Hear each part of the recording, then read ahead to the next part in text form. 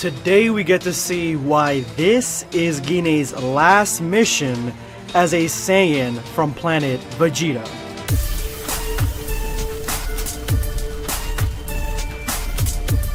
Prepare yourself, Dan Saiyan. Hey guys, if you missed yesterday's video about Bulma's dream that scared the shit out of Vegeta, I'm gonna leave a link to it in the description below and the top comment. Go ahead and check it out. Thank you, Black Squad. Gine, the mother of Goku, is a non-combative Saiyan on planet Vegeta. She is essentially a butcher and works menial tasks, while Bardock goes off into space and does the actual Saiyan soldier work. But it is crazy to think that Gine never had a mission of her own, and how would they have known or even let her be just a butcher if she didn't test her metal in the field first and seen exactly what she was made out of? And that's exactly what happens today in a brand new Dragon Ball fan manga by Lovely Bada on Twitter. I'm gonna leave a link to their Twitter account in the description below in the top comment. Always support the original creator, but they give us a glimpse as to what Gine's last mission as a Saiyan soldier actually looks like, and why exactly it was, and why exactly this was her last mission.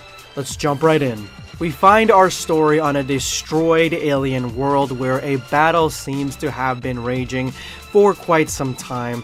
The world looks like it has been scarred with craters, and we see a Saiyan pod in the distance, with an explosion not far off, and another explosion in the background. It looks like this is another operation by Planet Vegeta Saiyans to conquer an unwitting world.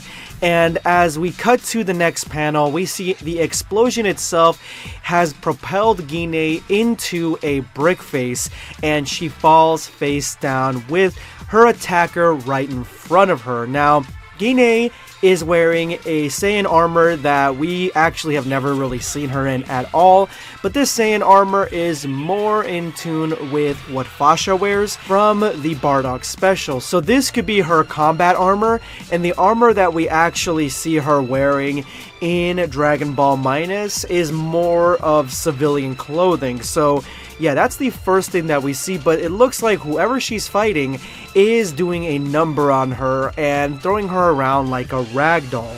And just like any horror movie, we finally get a glimpse as to who the attacker is and what he looks like, and he actually looks just like that one Digimon, Renamon, from Digimon Tamers, which I have to say was one of my favorite Digimon series, and I probably dated myself by quite a bit here, but yeah, I love that one. Specifically, Guilmon, who is my favorite Digimon of all time.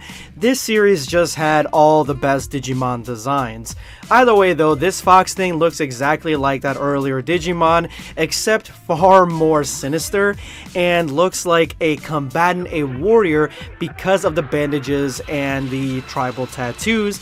And this is the creature that is giving Gine such a hard time. As we see here, she is basically struggling to get up, and this, just from her face alone, looks like a much younger Gine. Her hair is a little bit longer in Dragon Ball Minus, and she looks like she has probably tried her hand for a little while on a couple of missions to see if she can be a combatant at all. And if this is her last mission, if this is the state that she is in right now, then more than likely, after the outcome of this, she went to King Vegeta and told him, I can't do this anymore.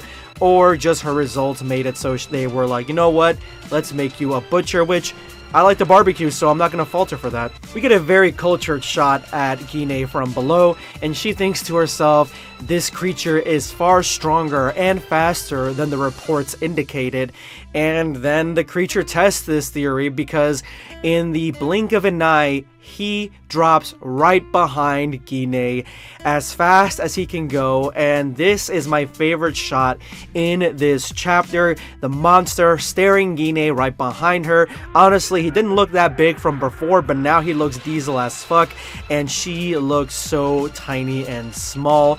This thing is going to rip her apart, and we're gonna have to just watch and bear and grit our teeth for this. Gine is totally screwed. I think she realizes this as the monster grabs onto her with one hand and squeezes her, picking her up and just dangling her there. So this thing was ginormous. Like, it did not look that big in the first shot, but yeah, this thing is a bruiser, and he is just having his way with Gine, manhandling her quite literally, and she really can't do anything else about it. In just the lightest twitch, the creature squeezes his fist, and it seems, I don't know if all this pain that we see here in this panel is exactly what I'm thinking it is, but it almost feels like the creature is breaking her bones, similar to how Goku seems to find himself in this situation quite often. He literally just found himself in the situation in the new Dragon Ball Super manga, but the creature is squeezing her to death. It looks like he might have broken a few bones, and then he launches her into the sky. She goes flying, and he blasts her, so this creature, can control his own ki and has ki blasts of his own. The ki blast heads straight for Gine, but she narrowly dodges it in the nick of time. Not sure how that's quite possible. Maybe her bones aren't really broken, but she's in a lot of pain. She's definitely not winning this fight. But her dodge just propelled her straight into the being, and the being is about to swat her with all the strength that this monster can hold. And one swat, it looks like, just from Gine's facial expression, is going to be enough to possibly end her right here and now. And the claw gets closer and closer. This seems to be the end of Gine and everything that she can muster until somebody comes in and breaks up the fray. Bardock, in all his rage, breaks the creature's arm in several places. You can see right here the thing. He looks like his arm is linguini, and his anger is just plainly said on his face. This is Bardock that looks like he doesn't have a scar on his face, I think. I don't know if that's just the action shot, but it doesn't look like he's got a scar. So this is pre-scar Bardock, and it looks like he finally made it in time to save Gine, similar to the other Dragon Ball fan manga that I read to you guys that had Bardock saving Gine as well. It looks like this one right here has the same story, but Bardock himself, like, where was he? Was he in a different fight? Was he fighting multiple ones of these creatures and leaving the rest of them to Gine, or this one to Gine?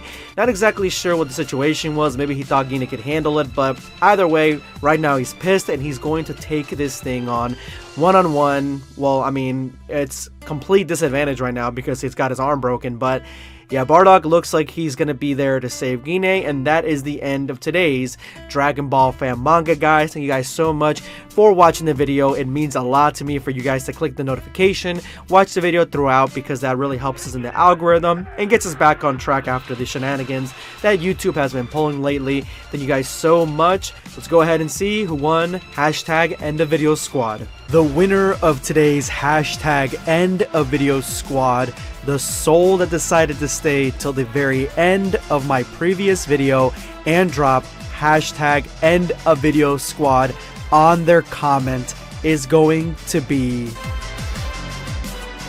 King Gigi. I'm betting Chi-Chi was saying the same thing in her sleep, and I bet Goku got mad.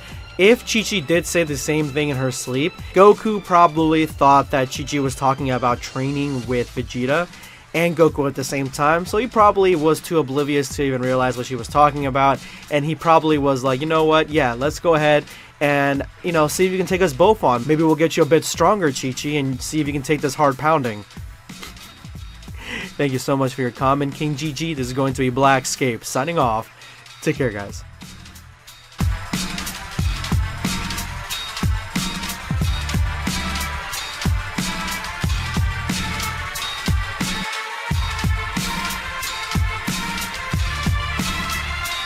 You took her from me! You've taken everything!